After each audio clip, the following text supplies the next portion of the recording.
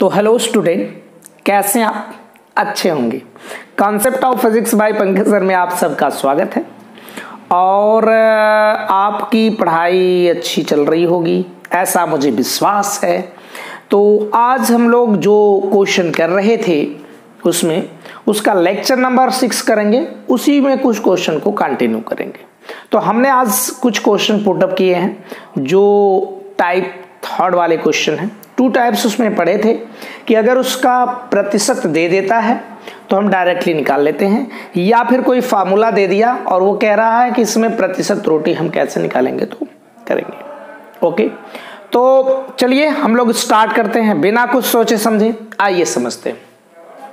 Question मैं पढ़ता हूं, कह रहा है एक प्रयोग में a बराबर 2.154, b बराबर 2.0, c बराबर 0.368 मान प्राप्त हुए।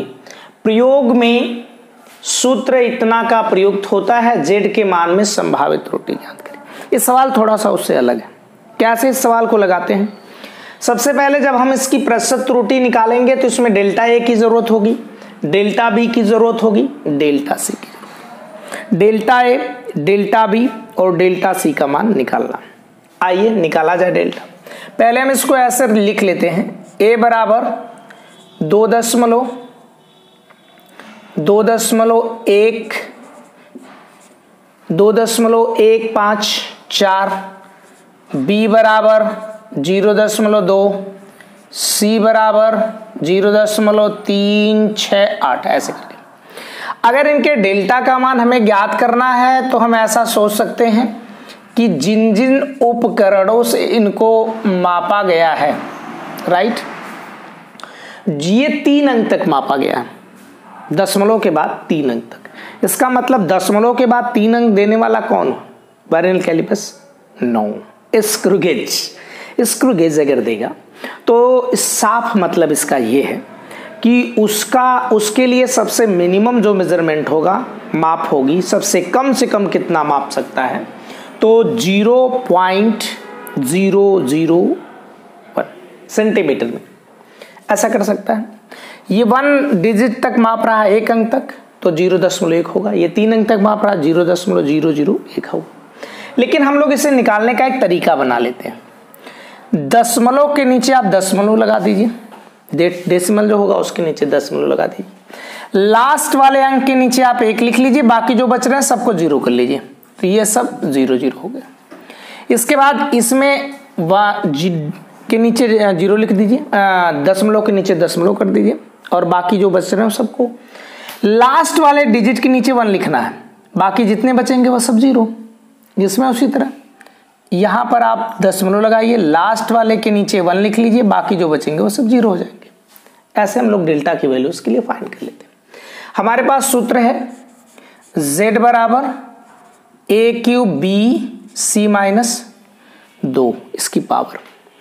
इसे डायरेक्टली हम प्रतिशत त्रुटि में लिख सकते हैं, तो हम z के मान में क्या निकाल सकते हैं? अधिकतम प्रतिशत त्रुटि, अधिकतम प्रतिशत त्रुटि। आइए देखा जाए अधिकतम प्रतिशत त्रुटि हम कैसे निकालेंगे। इसको हम लिख सकते हैं डेल्टा z/z। हमने आपको सिखाया था, अगर आप नहीं सीखे हो तो पिछली वीडियो आप जाके देख लीजिए और वहां पर आपको क्लियरेंस हो जाएगा।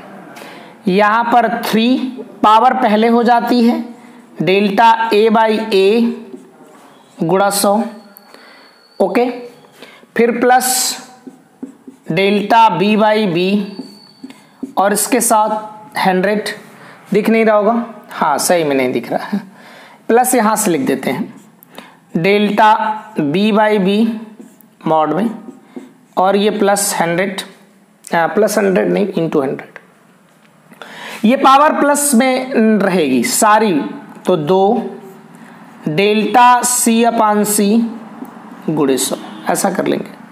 तो ये हम लोगों को फार्मूला लिखने आ गया है, इस तरह से हम आराम से लिख सकते हैं फार्मूले को। ओके, अब बताओ यार कि ओ सर फार्मूला तो हमने लिख दिया, अब तो इसकी वैल्यू रखनी है। हाँ जी, पकड़ लिए जी। अच्छा, ओके। इसकी वैल्यू हमारे पास यहां से कुछ लिख सकते हैं। डेल्टा ए की वैल्यू यहां है 0.001 अपान इसका मान 2.154 गुणे 100 प्लस इस वाले के लिए बता दीजिए। इस वाले के लिए 0.1 है, इसमें कोई मल्टीप्लाई नहीं है, किसी का भी नहीं है, तो इसका मान 2.0 और यहाँ 100 प्लस इस वाले के लिए 2 गुणे इसका मान तो हमारे पास है, तो यहाँ लिखते हैं 2 गुणे बोलिए इसका, यहाँ 0.001 अपान 0.368 गुणे 100। इनको थोड़ा हल करिए, थोड़ा काटिए पीटिए। क्या करोगे यार, इसमें 1000 का गुणा 1000 की भाग कर दो। 1000 का गुणा और 1000 की भाग करोगे तो ये 1 हो जाएगा, 1 का गुणा करो 3 हो जाएगा, 3 में 100 का गुणा कर दो 300 हो जाएगा, यानी कि इधर आ जाएगा 300 बटा इसमें भी किए हो 2154। 100 का कर 10 का ऊपर नीचे कर लो, ऊपर 1 हो जाएगा नीचे 20 हो जाएगा, वो डायरेक्टली कट जाएगा 5 बार में, तो इसमें 5 आ जाएगा, 5 आएगा परसेंटेज में। यहाँ देखिए 1000 का करेंगे ऊपर तो हाई 1 बन जाएगा, 100 का कर लेंगे इसमें से 100, फिर इसका कर लेंगे तो 200 बटा 368 139 ये परसेंटेज में प्लस ये प्लस इसकी वैल्यू कितनी आ सकती है, आप डिवाइड करके चेक कर लेना यार, क्या दिक्कत है, इसको डिवाइड तो कर ही सकते हो, तो इसे चेक कर लेना, हो सकता है कि मैं मिस्टेक में हूँ। अप्रॉक्सीमेटली हम लिख देते हैं वैल्यू, इसे आप सॉल्व करिएगा।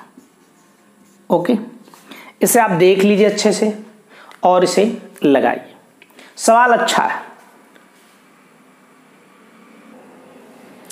तो देखिए एक क्वेश्चन हमने जेई वाला उठा दिया, घबराना नहीं बच्चों, डर लग रहा है जेई वाले क्वेश्चन से, नहीं डरना है, एकदम डर नहीं लगेगा, बहुत अच्छे ढंग से समझ में आएगा। आइए पहले उसको पढ़ते हैं। वो कह रहा है एक विद्यार्थी 1 मीटर परिशुद्ध लंबाई के सरल लोलक लोलक, ये क्या होता है, तो अजीब सी थिंकिंग है। ओके, हम एक ले लें छोटा सा गोलक, टक टक ऐसे करके एक हमने गोलक ले लिया, ये रहा आपका गोलक। ओके, और जब इसे हम बांध देते हैं एक यहां पर ऐसे फिक्स कर दिया गया, यहां चला के छोड़ दिया गया, ये बेचारा जब यहां चलकर छूटता है तो ऐसे ऐसे घड़ी का पेंडुलम ट्रुन ट्रुन ट्रुन ऐसे चलता है, टिक टिक टिक टिक टिक ऐसे चलता रहता है, ऐसे चलता रहता है, टिक टिक टिक टिक। तो ये जो समायोजन है, ये जो हमने बनाया एक तरीका, इसे हम लोग सरल लोलक कहते हैं। आइए सवाल को आगे पढ़ते हैं। से गुरुत्व जनित्र जी का मान निकालता है भाई 1 सेकेंड अल्पतमांक वाली, इसका मतलब जिस घड़ी को यूज किया जा रहा है उसकी जो टाइमिंग है, यानी कि जो डेल्टा टी उसके लिए है वह 1 सेकेंड है। 1 सेकेंड समझ पाए आप, छोटा एकदम, मिनिमम कितना माप सकता है 1 सेकेंड वाली एक विराम घड़ी का प्रयोग करके वह 20 दोलनों का समय 40 सेकेंड नोट करता है। दोलन समझिएगा थोड़ा, अभी हम आते हैं उस पर, पढ़ देते पूरा।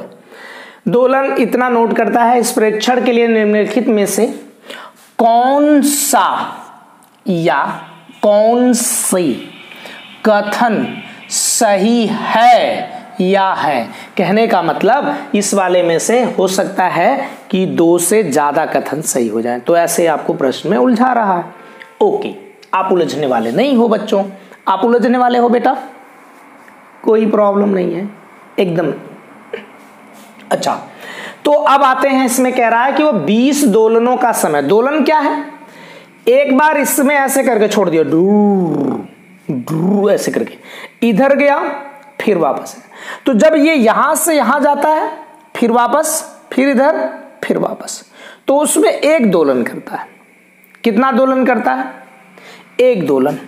और भाई साहब एक दोलन में जो समय लगता है उसे हम कहते हैं आवर्त काल। उसे क्या कहा जाता है?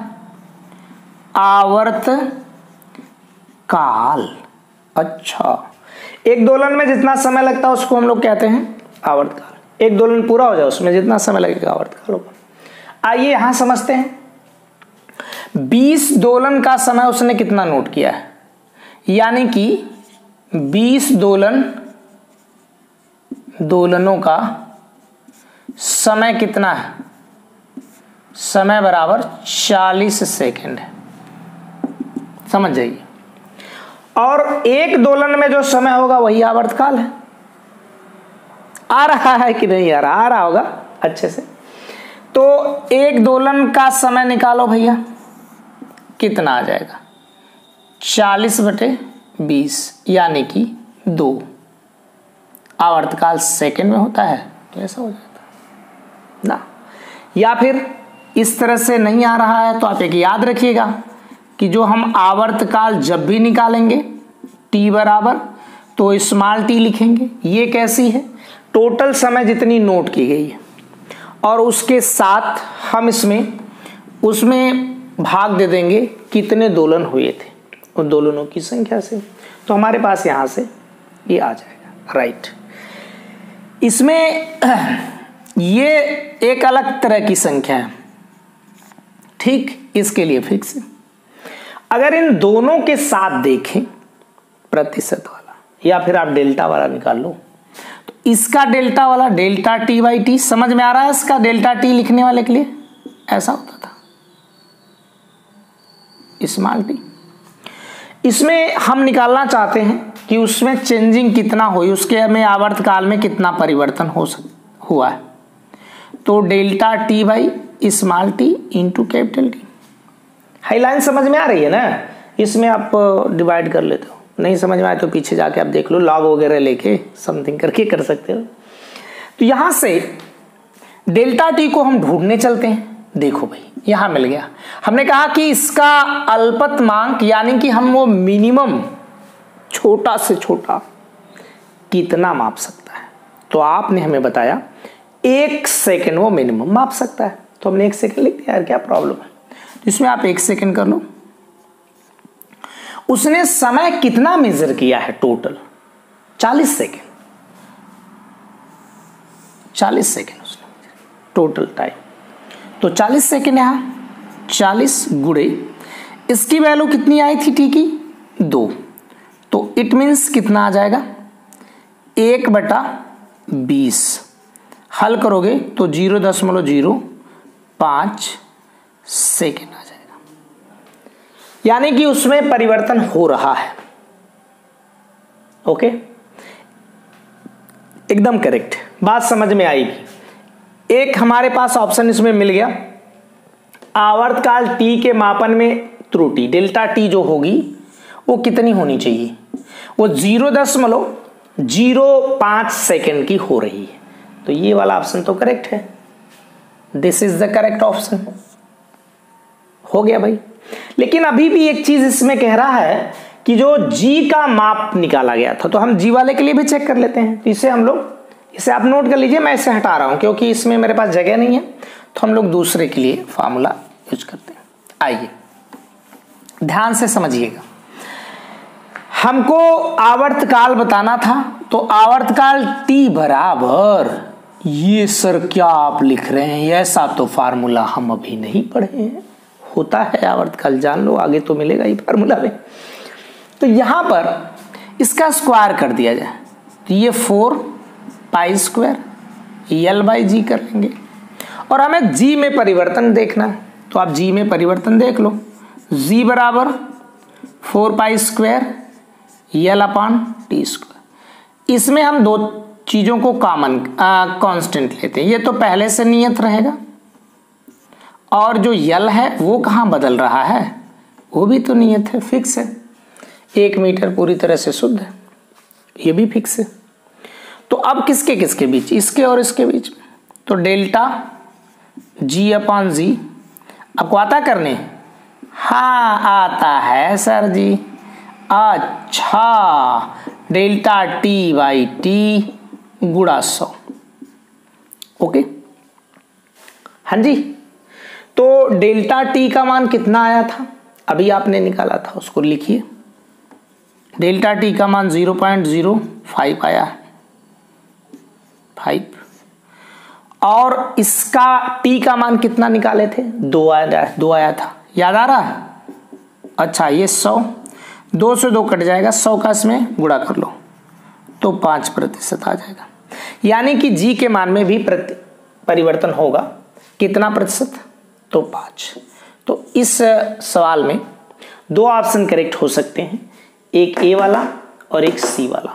तो इसमें 2 ऑप्शन करेक्ट होंगे। बहुत मजेदार क्वेश्चन है, अच्छा लगा क्वेश्चन करके, तो इसे आप नोट कर लीजिए। नेक्स्ट क्वेश्चन पे आते हैं हम लोग। ओके, तो आइए नेक्स्ट क्वेश्चन।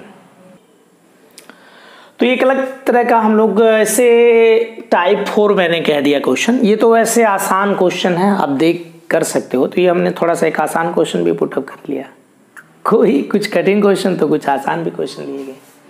कह रहा है एक तार की प्रारंभिक लंबाई इतनी है, सेंटीमीटर है, तार को खींचने पर उसकी लंबाई इतनी हो जाती है, इसका मतलब उसकी लंबाई में वृद्धि में अधिकतम प्रतिशत त्रुटि ज्ञात करना। तो भाई साहब उसके पास 2 लंबाइयां हैं। जैसे अगर ध्यान दिया जाए, एक लंबाई ये है 140.3। हाई देखिए त्रुटि है, ये याद रखिएगा, इसमें दोनों लंबाइयां मापने में इतनी इतनी की गलतियां हो गई है, संभावित गलती हो सकती है।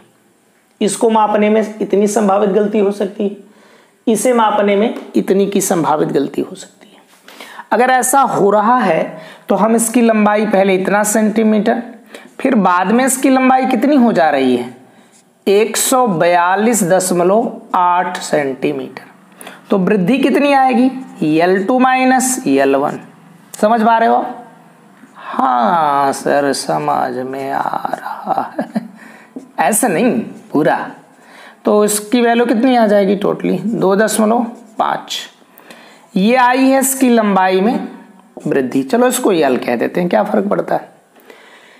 अब उसमें जो त्रुटि होगी मतलब गलती, तो हमने आपको सिखाया था कि जोड़ने, अगर नहीं सीखे थे तो आप पिछला वीडियो देख सकते हो। यही बार बार मैं बोल रहा हूँ कि पिछला वीडियो देख लीजिए, प्रमोशन करना है ना भाई, concept of physics bye Pankaj sir में। तो यहाँ पर हम इसमें हमेशा ऑलवेज जोड़ते हैं उसमें, उसको त्रुटि जितनी भी होती है उससे जोड़ी जाती है, चाहे माइनस हो चाहे प्लस में। तो 0.5 सेंटीमीटर आ जाएगा, ये भी सेंटीमीटर। तो इसमें प्रतिशत त्रुटि निकालना होगा, तो क्या होगा, डेल्टा L/L गुणे 100 बराबर इसका मान 0.5, इसका मान 2.5 गुणे 100। 10 का ऊपर नीचे गुणा कर दीजिए तो ये 5 हो जाएगा ऊपर वाला, समझ पा रहे हो आप। 25 हो जाएगा, ये 100 4 बार में कट जाएगा, यानी कि 20%। एकदम इजी क्वेश्चन था, देख लीजिए, बहुत इजी। इससे इजी तो क्वेश्चन मैं सोच नहीं सकता कि हो भी सकता है कोई क्वेश्चन। नेक्स्ट क्वेश्चन, तो देखिए जेई एडवांस 2015 का एक क्वेश्चन हमने उठाया, उससे रिलेट था, तो हमारा मन किया कि आप उसे कर लीजिए। तो बड़ा इंटरेस्ट आने वाला इस क्वेश्चन में है, थोड़ा बाल वाल सही कर लिया करें। तो ये आप देखिए क्वेश्चन बहुत मजेदार है, क्वेश्चन पढ़ के घबराना नहीं है। एक निकाय का समय t पर ऊर्जा इतना दे दिया उसने, ओके, फलन द्वारा प्रदर्शित किया जा रहा है, उसने अल्फा का मान भी दे दिया कुछ समथिंग करके। एक के मापन में इतना प्रतिशत की त्रुटि होती है, समय के मापन में इतने प्रतिशत की त्रुटि है। वो कह रहा है जब समय t बराबर 5 थी तो उस समय इस ऊर्जा के मान में त्रुटि कितनी हो सकती है। ओके, पहले हमें जो दिया है उसको यहां पर से हम लोग नोट करते हैं। ए के मान में त्रुटि कितनी दी है, आओ देखते हैं। तो भाई साहब इसमें डेल्टा ए बाई ए यहाँ 100 बराबर इसका मान दिया है 1.25%। समझ में आता है। अगर ये प्रतिशत में नहीं लिखना होता तो 100 का डिवाइड कर लेते, मतलब कि भाग दे देते। तो हम इसको ऐसे लिखते 1.25/100। इसका मान आ जाता 0.0125, ऐसा करके आ जाता। इसका मान हम याद रखेंगे कि इसकी जरूरत कहीं हो सकती है। फिर आइए, जो समय है उसमें कितने प्रतिशत की त्रुटि हो रही है। तो समय को अगर लिखेंगे तो डेल्टा टी बाई टी, समझ पाए, एकदम ऐसे लिखना है। तो 1.50/100 बराबर इसका मान कितना आएगा 0.0150, इतना आ जाएगा। अब उस फार्मूले को पकड़ के लाओ, इनकी कहीं जरूरत होगी देखा जाएगा। फार्मूला है ET बराबर A² e power minus alpha T, ऐसा है कुछ। तो इसका हम लोग दोनों तरफ का लॉग ले लेते हैं ना। क्या लेने पर भाई, लॉग लेने पर। इसमें थोड़ा सा ध्यान देना पड़ेगा आपको, इसका बेस ई है, इसका भी ध्यान देना है। तो इसका लॉग लेंगे इस वाले का, तो हम टी अब नहीं लिख रहे हैं, टी को समझ जाइएगा कि टी है उसमें ना। इसका लॉग ले लीजिए, तो लॉग बेस ई A² e⁻ minus alpha T, ऐसा कुछ है। तो ये देखिए फार्मूला जो है ये वाला क्या इस तरह का है, m इंटू n है भाई। तो इसे आप ऐसे तोड़ सकते हो, log A⁻² plus log e⁻ t, ऐसे पावर पहले आ जाती है, ऐसा मैंने बताया था आपको, एकदम पता है बच्चों। इसको माइनस यहाँ अल्फा टी और log बेस ई, log का उसी बेस पे मान 1 होता है, ऐसा तो जानना ही चाहिए। तो यहां से 2 log बेस ई ए माइनस यहां आ जाएगा अल्फा टी, ऐसा कुछ आ जाएगा, है ना। इसका आप आंशिक अवकलन कर दीजिए, तो यह डेल्टा E/E आ जाएगा, यहां से 2 डेल्टा A बाई ए आ जाता है log के लिए। मैक्सिमम भी निकाल दे अधिकतम के लिए, तो हमारे पास यहाँ इसकी वैल्यू पॉजिटिव ले लेंगे, प्लस अल्फा और इसके साथ डेल्टा टी, ऐसा कर लेंगे काम। कौन सा प्रॉब्लम है, कुछ नहीं। इसमें हमारे पास वैल्यूज की है 2 गुणे, इसका मान हमारे पास यहाँ है इतना 0.0125 प्लस, यहां से देखिए, यहां से 1 मिनट, यहां पर टी का भी मान इसके साथ चाहो तो निकाल लो, यहां पर निकाल दीजिए, तब थोड़ा सा और आसानी हो जाएगी। तो डेल्टा टी बराबर उसमें 0.0150, इसके साथ टी का गुणा कर दीजिए, दिख रहा है ना टी का। तो इसमें से टी 0.0150, टी का मान कितना, टी का मान 5 है, वो 5 सेकंड में कह रहा था, यहां पर देखिए वो 5 सेकंड पे कह रहा है, तो 5 रख दीजिए इसमें, टी का मान। तो ये पूरा वैल्यू रखी जाए। अल्फा का मान 7 0.2 होगा, कहां गया, हाँ 0.2, तो 0.2 गुणे डेल्टा टी का टोटली मान ये होगा, तो 0.0150 और यहाँ 5 का गुणा कर दीजिए, इसमें 2 का गुणा करिए, तो 2 × 5 = 10, 2 दूना 4 1 5, 2 1 का नाम 2 1 ना 2 ही रहेगा, 0 ऐसे, प्लस इसका गुणा करोगे तो 1 हो जाएगा, अरे 1 अंक पे 10 मिनट लग जाएगा, काम खत्म उसका। तो इसका मान 0.0150 इतना करके आएगा।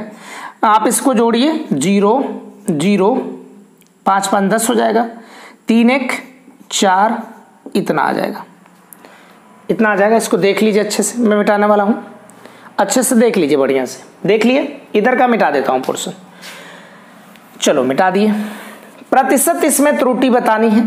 तो भाई साहब प्रतिशत त्रुटि के लिए कुछ नहीं करना है, प्रतिशत त्रुटि बोलिए कितना, इसमें डेल्टा ई बाई ई गुणे 100 कर देंगे और आपने यहां पर डेल्टा ई बाई ई का मान निकाला है कितना 0.040 समथिंग उधर रहने दो, 100 का गुणा कर दीजिए तो ये आ जाएगा 4%। ऐसे क्वेश्चन होगा, आराम से देख लीजिए, बहुत अच्छा क्वेश्चन है।